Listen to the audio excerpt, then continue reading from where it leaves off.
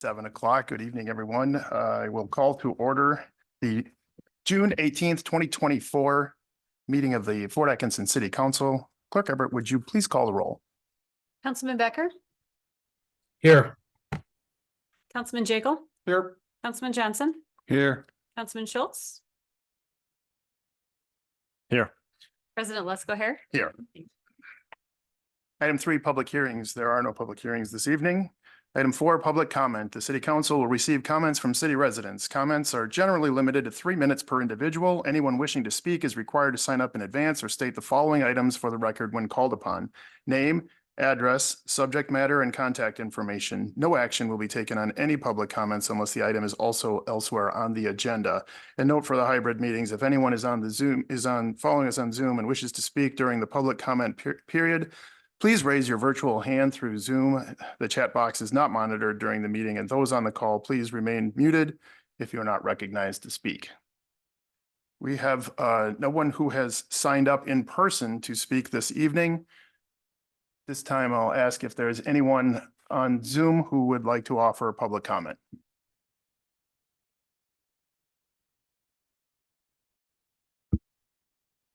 Give one longer chance for anyone on Zoom who would like to offer some public comment. Okay, I don't see any hands. Public comment is closed. Item 5, consent agenda. The consent agenda outlined below is hereby presented for action by the City Council. Items may be removed from the consent agenda on the request of any one council member. Items not removed may be adopted by one action without debate. Removed items may be taken up either immediately after the consent agenda or placed later on the agenda at the discretion of the council president. I move to approve the consent agenda as listed, items 5A through 5N. Second. The motion is second. Any comments or discussion? Hearing none, motion is to approve the consent agenda as listed, items 5A through 5N. All those in favor, please signify by saying aye. Aye. Aye. Any opposed? Motion is approved. Petitions, requests, and communications. Item 6A, review and possible action relating to proclamation recognizing July as Parks and Recreation Month in the city of Fort Atkinson. Manager Hausman. Thank you.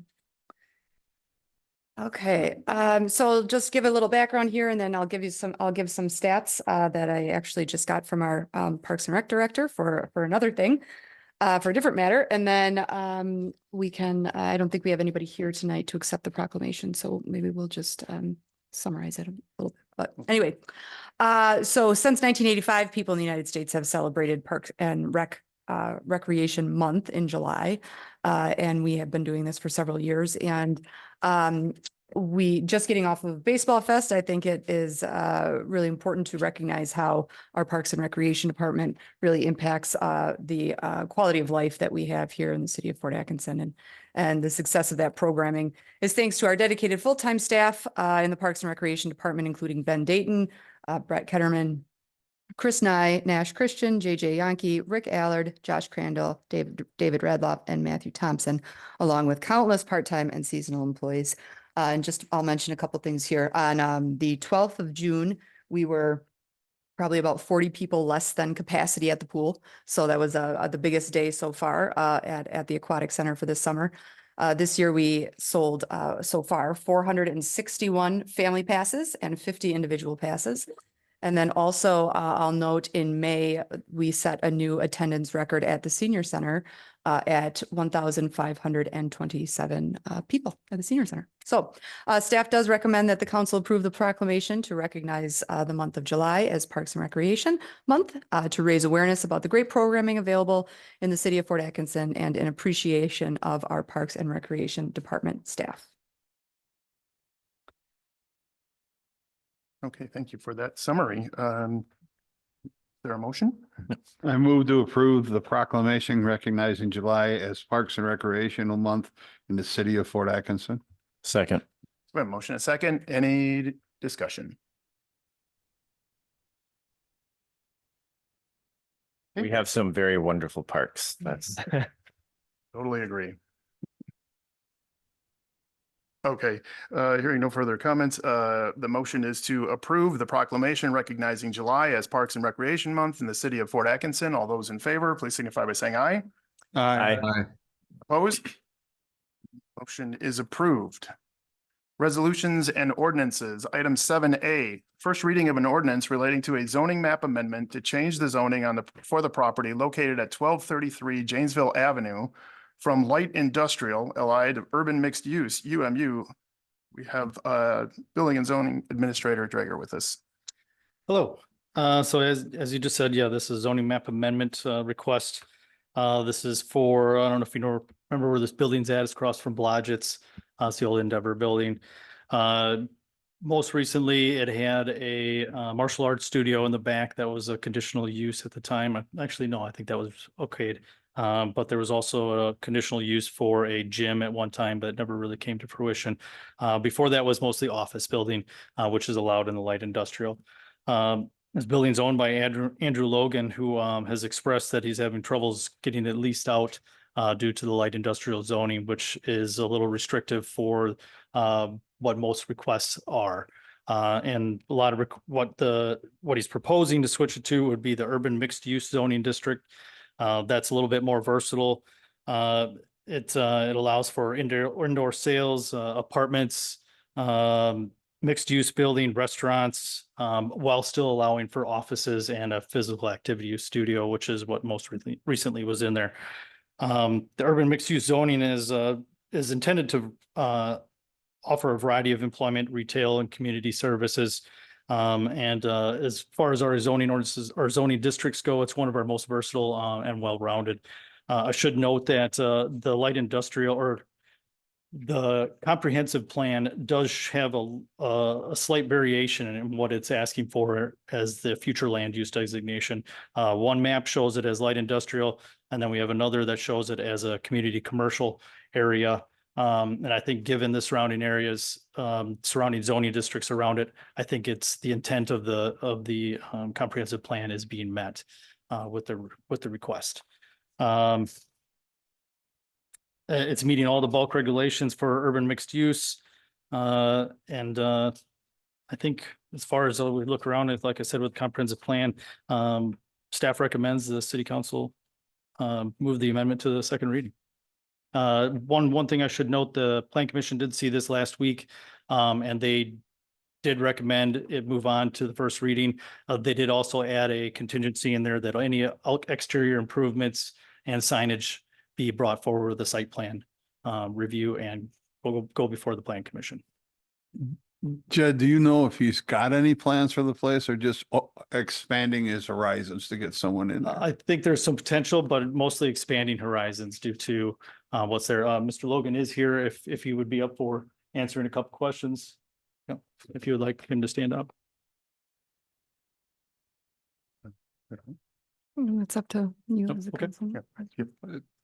If you'd like to, if you'd want to, otherwise, if you would, please come to the podium then. Andrew Logan, I own Blackhawk Phase 3 that owns the building. At this point, as Mr. Jager said, we're trying to just create the most use for it. I'm looking at possibly doing a resale or vintage antique mall in the bulk of the building, just in further support of what we have downtown, because if you look at our existing businesses, we have taverns, of course, and then we have a lot of retail resale. So it would be not in competition, but if we were to do something like that, it would be in order to support them and really try to make Fort Atkinson a destination for people who are looking at antique shopping and resale shopping. That sounds nice. Oh, thank you. I think this is very fitting, like Drager pointed out, most of this area is right along there, kind of seems to be more of a retail habitat. So I think that's definitely a fitting option to go this way. And I definitely understand your reasoning, trying to sell a building. Office space is not very marketable anymore, especially after the pandemic. It was 230 people who attended or used that building previously under Endeavor Business Media, and they moved to the 5th floor of the creamery packaging building, and they took 30 people with them. mean, the other folks still have jobs, but they don't have to go to the office. Yeah. So I'm amazed they honestly stuck out the entire 5-year lease once the pandemic hit. That was very generous of them. Otherwise I'd have been here a lot earlier, but the lease did terminate. And so we're looking at alternative uses that I think could be a community asset. It's got a large parking lot. I've talked to some people about possibly doing food trucks and really trying to figure out a way to bring people to the site. It would obviously help Blodgett's, who have used our parking lot in the past when they do some of their twice a year festivals, and the proximity to the fireside. If we do this, and I'm still looking at financing, if we do it, it's going to be marketed regionally, Rockford to Madison to Milwaukee, because Jefferson County won't be able to support a 64,000 square foot, building of retail and resale. But young people are always looking for opportunities in the retail market. Anyone here who's ever used Marketplace knows that you really don't want people coming to your house, and half of them don't show up anyway. So I'm talking to another person about possibly doing a consignment space in there as well. So I've gotten nothing but positive feedback about the idea of the use for the building. I also toured 13 antique malls in greater southeastern Wisconsin and northern Illinois, and they're all doing fine. I mean, if they weren't doing well, I guess they wouldn't be in business, but there seems to be not any lack of interest in people trying to do resale on an individual basis. So thank you for your support. Any other questions? And any other questions for Mr. Logan? No. Okay. No real, President Lesko, no real questions for me. I just think I'm glad to see that Mr. Logan is continuing to try to bring that property back up to full use. And I think the rezoning request makes a lot of sense. So I'm happy to support this. Thank you, Mr. Becker. Yeah, I move to direct the city manager to prepare this ordinance for a second reading at the July 2nd, 2024 city council meeting. Second. We have a motion, a second. Any further discussion? I will just note that the Plan Commission did hold a public hearing on this matter, and there were nobody attended the public hearing, nor did staff hear from anybody prior to that public hearing. Okay, any further discussion? Hearing none, the motion is to direct the city manager to prepare this ordinance for a second reading at the July 2nd, 2024 city council meeting. All those in favor, please signify by saying aye. Aye. Any opposed? Motion is approved. Item 7B, review and possible action relating to the wastewater utility 2023 compliance maintenance annual report to the Wisconsin DNR. We have Superintendent Christensen with us. Hello, everybody. So it's that time of year again, our annual CMAR report, which is our compliance maintenance annual report that we have to send in to DNR every year. It's an assessment of the plant and the current, capabilities and how the maintenance is going, all those kind of things, staffing, all those questions are questions that are on the report.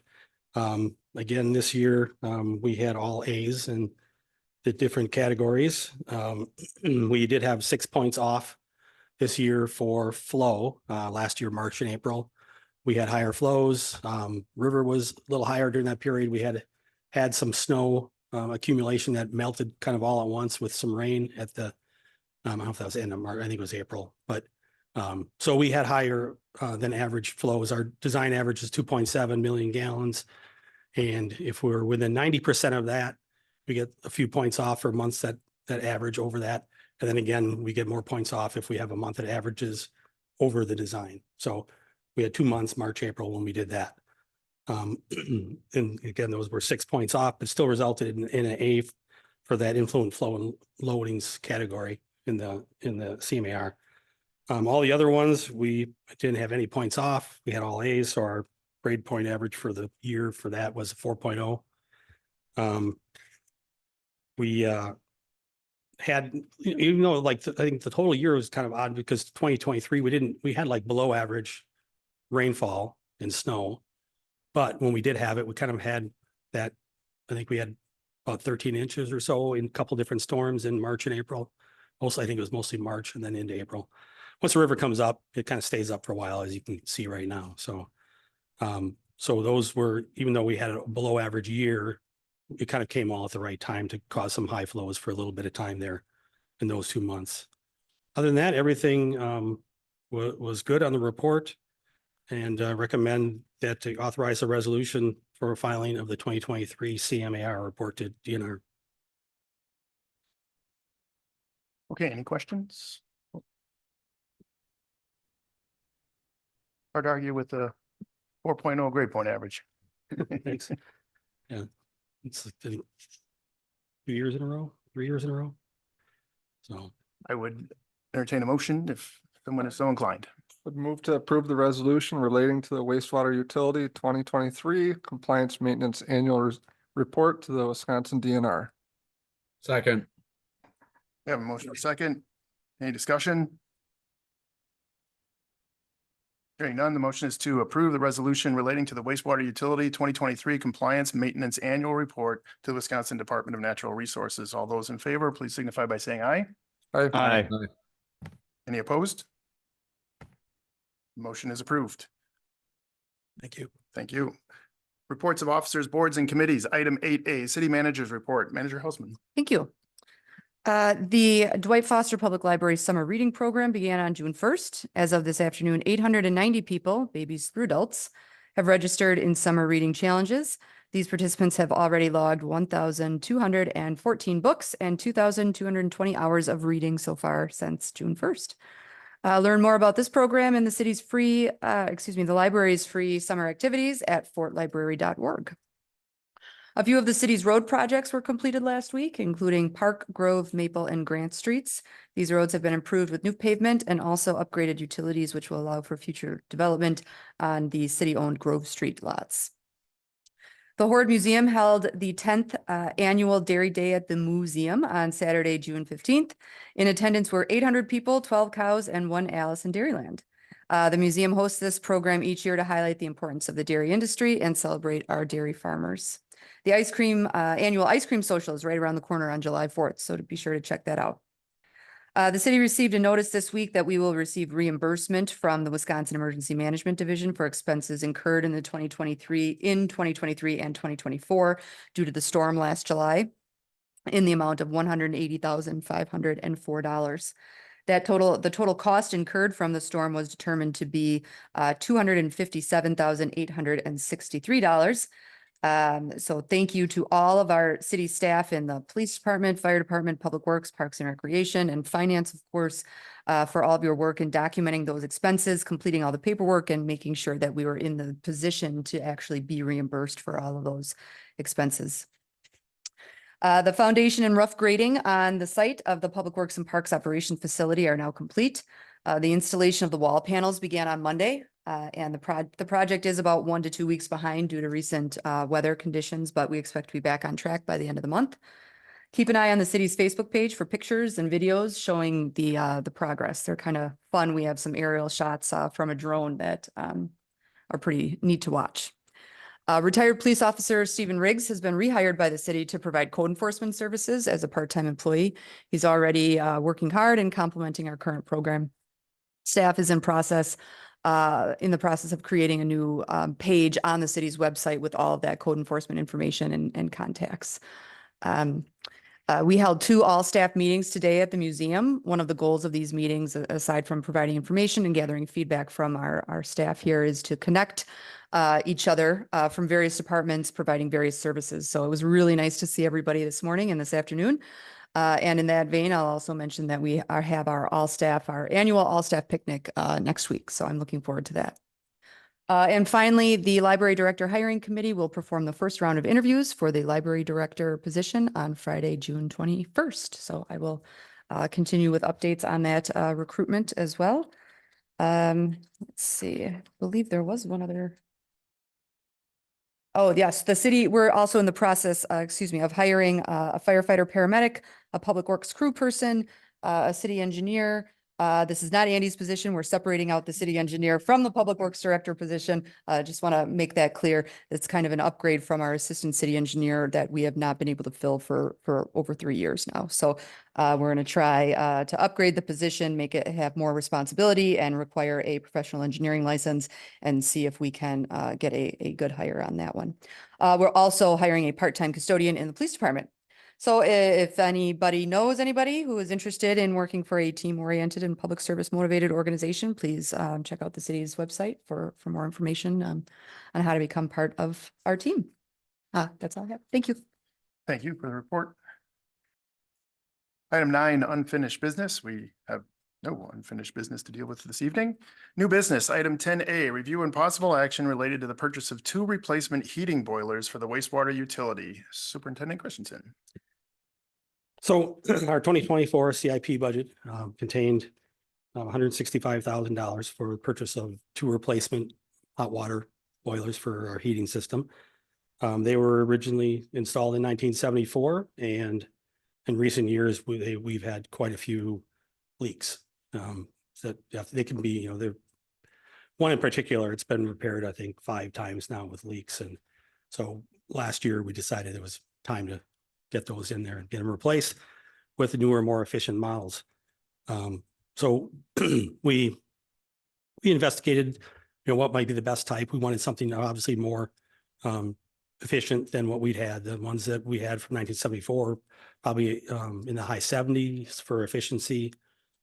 Most of the new ones, depending on what you get, they still make almost the exact same kind that we had with a little updated controls, but then they also make a few upgrade models that are more efficient.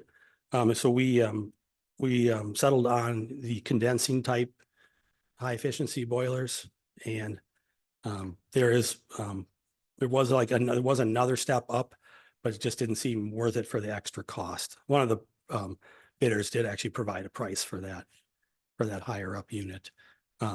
So we went out and found 3 companies to give us pricing for replacement boilers. That would be PBBS, which was our previous rep for the Cleaver Brooks boilers that we had. And then they combined with Hooper Mechanical to provide a bid. Now Helm Group, which is a company we use now for our controls system of our HVAC. We've been using them for about 2 years now. And so they provided price for 2. So our original boilers were each 1 million BTUs. But at the time when the plant was constructed, there was a higher demand for heating at that time. We had some other rooms that had a pretty good demand for that use. So we knew we could probably get away with smaller boilers. So they proposed 800,000 BTU boilers. 2 of them with condensing type, so they're about 96% efficient for $117,032. JF Ahern, they proposed 2 650,000 BTU boilers, and that cost would be $124,750. And then the PBS Hooper bid, they went with, it sounded like they were 700 to a million, so anywhere from 700,000 to a million. They have a range that they can operate in. I didn't quite understand how that worked, but we were assuming they were 700,000 BTU a piece. But their cost was very high, 249,875, and we don't know why. All 3 of them were out, looked at the site, looked at what we had, and other than we told them we were looking for the condensing type, we didn't. They could see what they had to do. So I'm not sure why theirs ended up so high. So we feel, very confident in any of those boilers in being be efficient and having a long life. They all have very similar warranties with a low price from Helm of $117,032 being the one that we would recommend. Any questions? Oh, and there is also, they would be, it depends on the total price that we pay, but the boilers each have a rebate available from Focus on Energy of $4,714 each. So we would have that coming back after the sale. That is not included in the cost. So you do not get that until you spend it and put them in. Mm-hmm. Any questions? I just want to say, Paul, it's pretty nice that you were able to get this nice spread of bids, and I mean it's coming in basically $50,000 under what was budgeted, correct? Correct. Part of that was because we weren't sure, we were still doing an investigation at the time. And like I said, Helm did actually provide a price for the next up in efficiency, but we were only getting 1%, but they were $143,000 roughly. And so we just, for 1%, it just didn't make a lot of sense. So yeah, we were two of the bids were very close together. We were really happy with both of them. They both spent a lot of time on the site looking at things. So we're confident in both of those being close together. It's great. Thank you.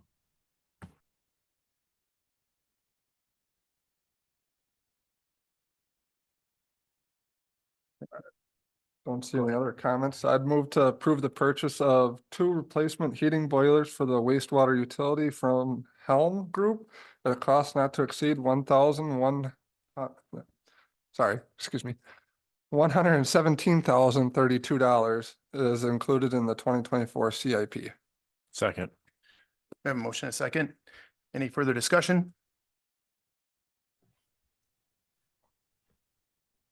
Hearing none, motion is to approve the purchase of 2 replacement heating boilers for the wastewater utility from Helm Group at a cost not to exceed $117,032 as included in the 2024 CIP. All those in favor, please signify by saying aye. Aye. Aye. Any opposed? Motion is approved.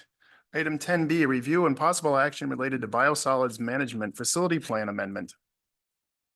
Okay, so this was not in our budget for this year.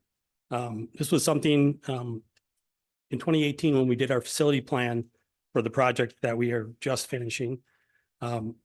We looked at some of the biosolids operations. So that's anything to do with the biosolids is the end product. Clean water is one and biosolids are the other that we eventually we treat and then they get used as fertilizer on area farm fields. We did make modifications in the phase 2 project to improve the operation of our aerobic digestion. But in that facility plan, we did not look at other things for long-term end use. There's all different things now, drying. Our biosolids are considered a class B, meaning we can use them as fertilizers on non-food crops type, non-human food type crops. So it can't be used on like vegetables, green beans, all that kind of stuff for that type, but non-direct human consumption things like seed corn or field corn and those kind of feed things like that. Soybeans, that's what it's normally used for. Class A would allow you to use it on. It can be bagged and sold. I mean, a lot of places do Class A, but don't do bag and selling. That's what Milwaukee does with Milorganite. So there, we did not look at all those types of options back then. We knew there was we had a lot going on with phase 1 and phase 2, and to really look at longer term. We knew that because we had just done a centrifuge project for our dewatering at the plant in 2017, that we wouldn't have to, we'd have some time before we could start, would maybe want to start looking at our long-term and possibly like a drying type operation or something like that.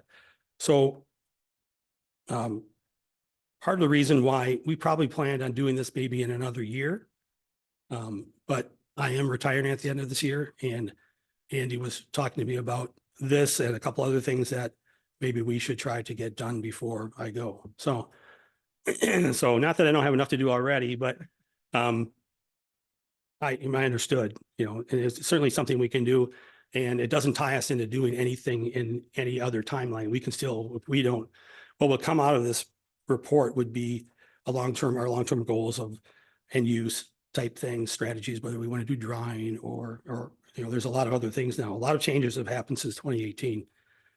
So we would have end use strategies that we'd be looking at, the types of processes we're using now and what we might change, and then the types of processes we might possibly add. And then eventually out of that would be a recommendation for the capital improvement plan. So again, no, those don't tie into anything we have to do. We have to submit it to DNR because we're required to. Anytime we do any kind of addition to the plant, change, modify a process, anything like that, we have to do a facility plan amendment to send into DNR. And they take a look at it. They might have a few suggestions and then they would approve it. And then it'd come back to us to then implement however we want and whenever we want. So even though we might be doing this a little earlier, there's other things that are, my retirement, there's a community looking at the possibility of maybe a regional type treatment processes just for the biosolids for more than one community type of thing. And those would all be things we would consider, in this facility plan amendment. We'd worked with Donnie obviously on our, phase 1 and 2 on our facility plan leading into phase 1 and phase 2. We've had great success working with them. We had good outcomes on our projects. So we continue to approach them, especially with the timeline that we have, to give us a proposal on doing this facility plan amendment.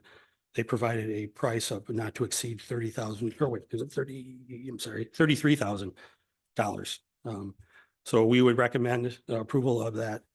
The $33,000 would come from our reserve accounts or reserve monies. We would charge it to an account. And then if there was at the end of the year, any overage that had to be covered, it would be covered from our reserves, but likely that wouldn't happen. We're under on plenty of other accounts to kind of cover a cost like this. So I wouldn't expect that to be needed. Any questions on the process for that or what we might, anything else we might be doing in this study?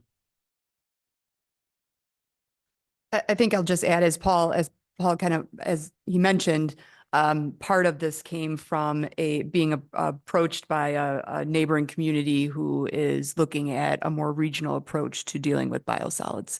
So we looked at, for the possibility of partnering on a more regional basis, we needed to kind of have an analysis of what we have and where we can go.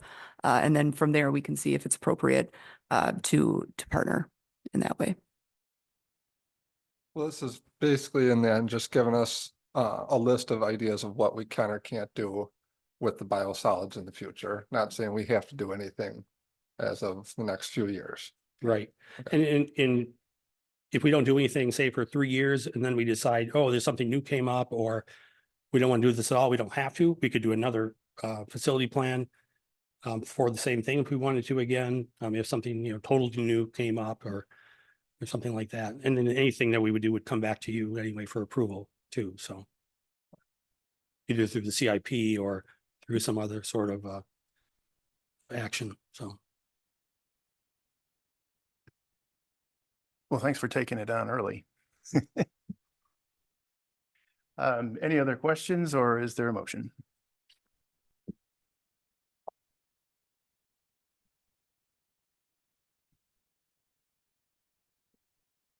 I'd like to see us moving ahead with this, so I'd move to approve the biosolids management facility plan amendment prepared by Donahue and Associates at a cost not to exceed $33,000 from the utility reserves account. Second. A motion and a second. Any further discussion? Hearing none. Motion is to approve the biosolids management facility plan amendment prepared by Donahue and Associates at a cost not to exceed $33,000 from the utility reserves account. All those in favor, please signify by saying aye. Aye. Aye. Any opposed? Motion is approved. Item 10C, review and possible action related to rebuilding the existing Pista Grit system, including the replacement grit pump and control panel at the wastewater utility. Hope I pronounced that I should have, right. yes, close enough. Yeah. It's, I should have brought a bottle of water up here with me. There's some in the. Yeah, I know. Yeah, I'll make it through this one more. So our, the Pista Grit, that's a brand name for the grit unit that we have that removes these heavier organic and inorganic particles that would not be amenable to treatment downstream. So you want to remove them early. It keeps them from taking up space that you need in other parts of the processes to where you have biological activity that's going to help do things. And you're not plugging up valuable volume in other processes. So it was installed in 1992. It's been a good system. Still operating fine for the efficiencies that it had when it was installed then. The new upgrade that Smith & Loveless is the company that manufactures that, the new upgrade to the system. So the system has virtually not, it won't change much to the visual eye. There's a few baffles that'll be different from what the original one was, to make it more efficient. But largely it's the concrete part of the tank is the same. It's, all we're changing is to replace the mechanical equipment. The grit pump, after the grit is collected at the bottom in a sump in the grit system, gets pumped out by grit pump to a grit classifier, it's called, but basically it's another process where it takes the water and the solids, separating them, and you end up with just the grit material going into a dumpster.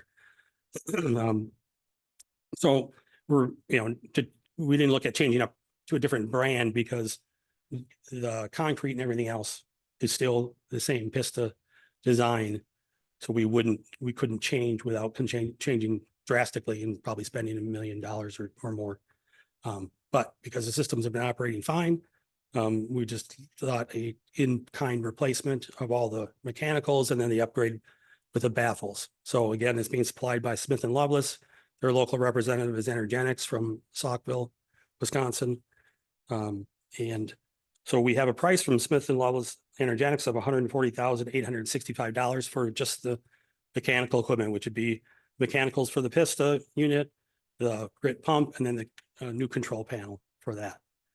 They do not do install. So we contacted actually 4, but mechanical contractors. We got 4 or 3 proposals back. One from Staub Construction, who was here here on our whole phase 2 project for $53,750.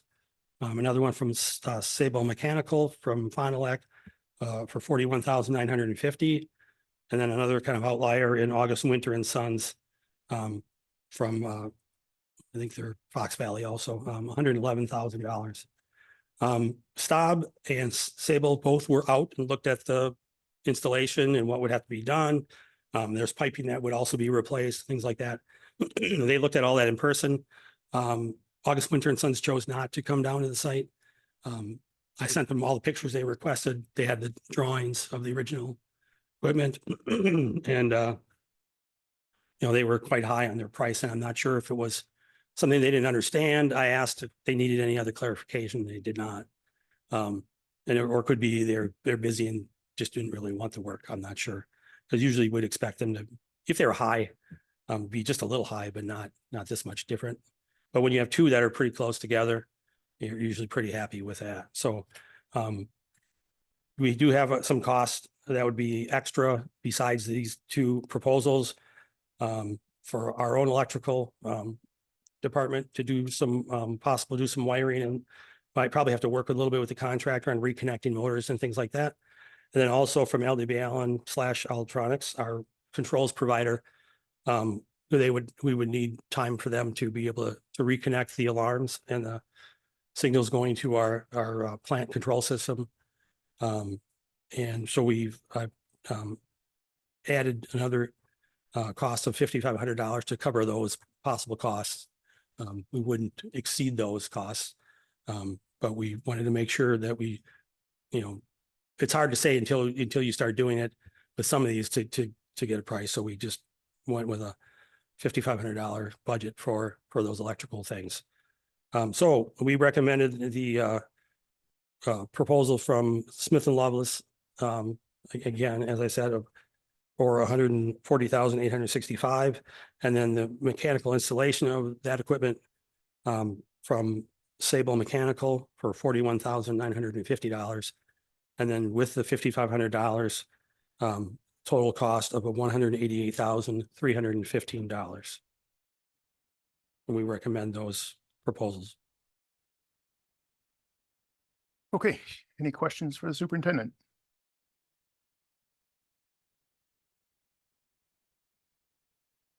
I don't see any. I would entertain a motion. I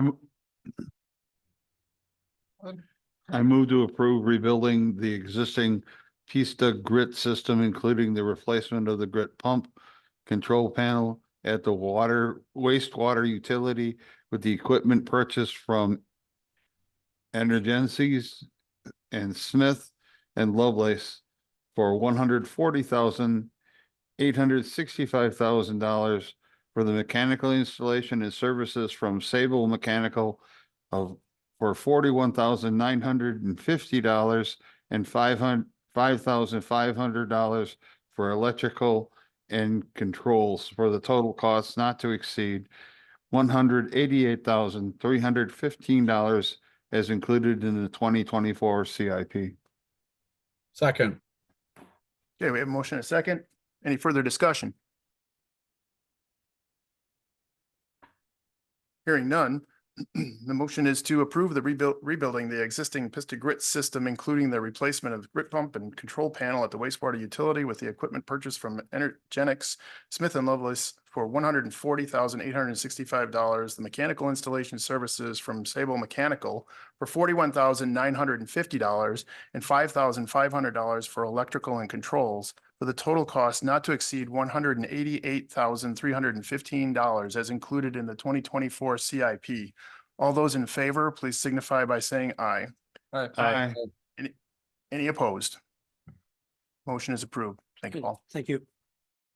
Item 11, miscellaneous. There are no miscellaneous items this evening. Claims, appropriations, and contract payments. Item 12A, review and possible action relating to the verified claims presented by the Director of Finance and authorization of payments. I move to approve the verified claims as presented. Second. Motion and a second. Any discussion? Hearing none, motion is to approve the verified claims as presented. This is a roll call vote. Councilman Becker, Aye. Councilman Jekyll, Aye. Councilman Johnson, Aye. Councilman Schultz, Aye. President Lesko Hair. Aye, motion is approved unanimously.